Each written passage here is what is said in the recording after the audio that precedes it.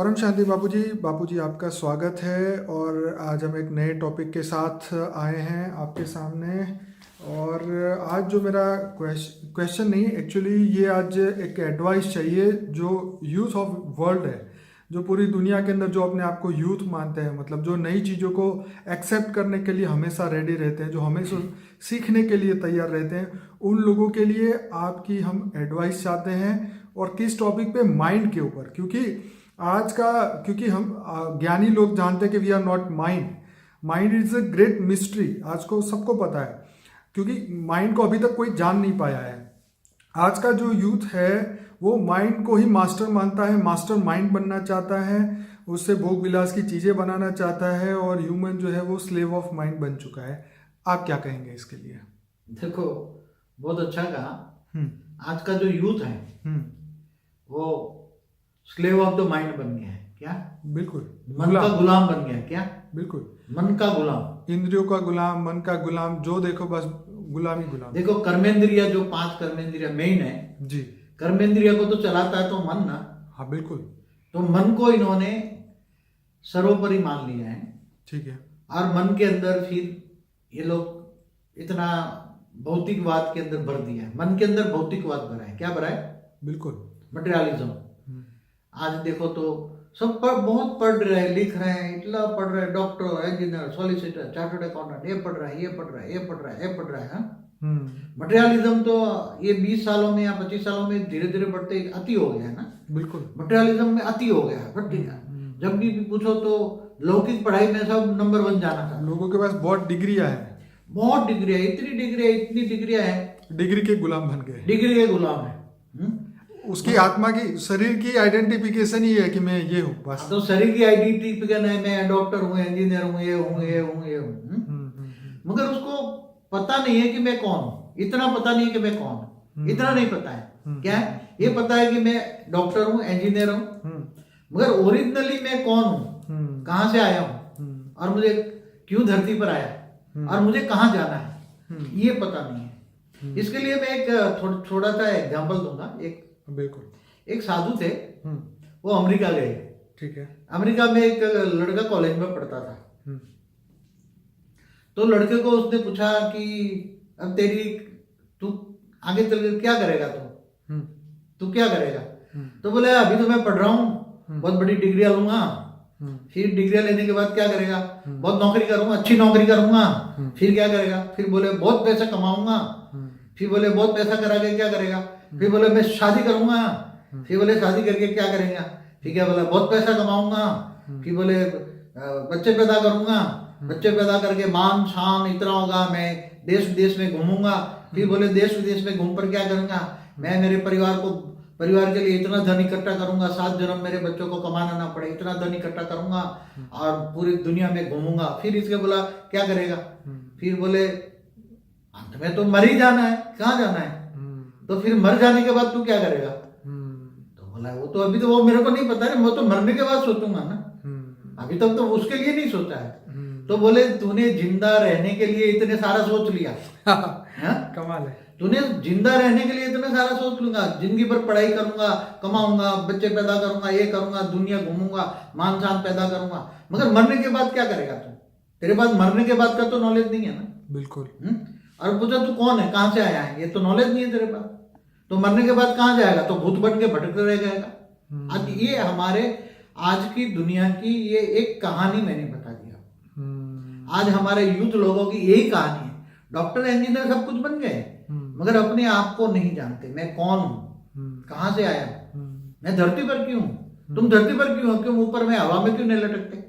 तुम दूसरे लोग में, तीसरे लोग में क्यों नहीं हो? तुम गैलेक्सियों में क्यों नहीं हो? तुम अनंत कोटि ब्रह्मांडों में क्यों नहीं हो? तुम यहाँ ही क्यों हो? तो उसको अपने आप का ज्ञान नहीं है और मन के गुलाम बन गए। क्या? बिल्कुल। मन का गुलाम, मनोमय दुनिया के गुलाम। मनोमय दुनिया है, माना भक्तिवाद। मन तो क्या बनाएगा? मन तो जो मटेरियलिज्म में फंसा है, मन मटेरियलिज्म में है तो मन मटेरियलिज्म में फंसाएगा। सबको लगता है कि माइंड जो है वो सबसे हाईएस्ट चीज है, जो माइंड का मतलब माइंड नहीं, इतने बड़े बड़े कंप्यूटर बने, जितना भी देख रहे हैं सब कुछ माइंड ने बनाया, तो हम मास्टर माइंड बन जाए। माइंड ही सब कुछ आजकल मानते ना। मन मन मन अब मन से ऊपर क्या चीज है? मन को कौन चलाता है? मन को कौन चलाता है? मन को चलाने की शक्ति कहाँ से मिलती है? मन चलता है ना, बिल्कुल। तो मन के अंदर भी एनर्जी है ना, तो मन के अंदर से एनर्जी क्या है? हमारे जो ऋषि मुनि, बड़े ऋषि मुनि जो त्याग तपस्या करके पहाड़ों में चले जाते थे, क्यों? क्योंकि वो कहते हैं कि यहाँ संसार में रहकर तो मन भटकता रहता है, जीवन मिथ्या है, वो कहते हैं ना, वो जगत मिथ्या कहते हो। जगत, ये जगत मिथ्या है, 5 तत्वों की दुनिया, मटेरियलिज्म, जगत मिथ्या है, ये जन्म मरण के चक्र में है। तो मृत्यु लोक से परे अमर लोक जाना चाहते थे, ये जन्म मरण के चक्कर से मुक्ति पाना चाहते थे। तो आज मटेरियलिज्म में कितनी भी आत्मा फंस जाए, मगर मन से परे क्या है वो समझना पड़ेगा। मन से परे है आत्मा, आत्मा के अंदर ही मन है, और मन के अंदर बुद्धि है। बुद्धि तुम्हारी भटकती रहती है, तो आत्मा, मन भटकता रहता है तो मन के अंदर बुद्धि बनती है, डिसीजन लेती है, सत्य क्या है असत्य वो जानती है बुद्धि, और बुद्धि के अंदर ही संस्कार बढ़ते हैं। कहते हैं ना, अगले जन्म के संस्कार इस जन्म में आए, कई जन्मों के संचित कर्मों के हिसाब किताब से संस्कार बनते हैं। तो मन, बुद्धि और संस्कार आत्मा में रिकॉर्डिंग है। जो कर्म करते हैं उसको संस्कार कहते हैं। हाँ, मतलब रिकॉर्ड होता रहता है तो वो संस्कार बन जाते हैं। तो अनेक जन्मों के कर्मों के हिसाब किताब से उसका भाग्य बनता है, भाग्य से संस्कार बनता है, और संस्कार के हिसाब से वो उसकी बुद्धि बनती है, बुद्धि के हिसाब से मन बनता है। तो मन से परे तुम्हें जाना पड़ेगा। अपने आप को जानना है तो तुम मन नहीं हो, तुम मन नहीं हो, तुम्हारा मन भटक रहा है, तो मन से ऊपर कोई सत्ता है। मन से ऊपर कौन है? आत्मा। अब आत्म स्वरूप को स्थित होना, आत्म स्वरूप में स्थित होने के बाद पहले लोग उसको चेतना की शक्ति कहते थे, चेतना का स्तर बढ़ाओ, चेतना शक्ति बढ़ाओ। साइंस वाले बोले भी स्थूल जगत जो भी बना है, जो यूनिवर्स बना है, वो भी एक चैतन्य शक्ति से बना है, मतलब लाइट से बना है। लाइट से ये पूरा यूनिवर्स बना है, लाइट का एक परमाणु से बना है। क्या? लाइट का एक परमाणु से भी छोटा परमाणु है, परमाणु का भी अंश परमाणु है, परमाणु है, परमाणु। तो तुम वो तुम अपने आप को जानो, तुम कौन हो? बाबूजी, जैसे आज के जो यूथ है, गुस्से के गुलाम है, अहंकार के गुलाम है, सिगरेट, मतलब जो मांस मदिरा जो भी चीज़ें हैं उसके गुलाम बन चुके हैं। मतलब मन से वो छोड़ नहीं सकते हैं, वो उनकी हैबिट बन चुकी है। मतलब जैसे मतलब ये जैसे कि एग्जांपल के तौर पे हम पेड़ को, उसके माँ बाप बोलते हैं सुधर जा सुधर जा, जैसे पेड़ को पकड़ के हिलाते हैं कि सुधर जा, लेकिन उसकी जड़ें जो इतने जन्मों से उसके अंदर संस्कार, नेगेटिव संस्कार बनी हुई है, वो तो कोई समझ नहीं पाता।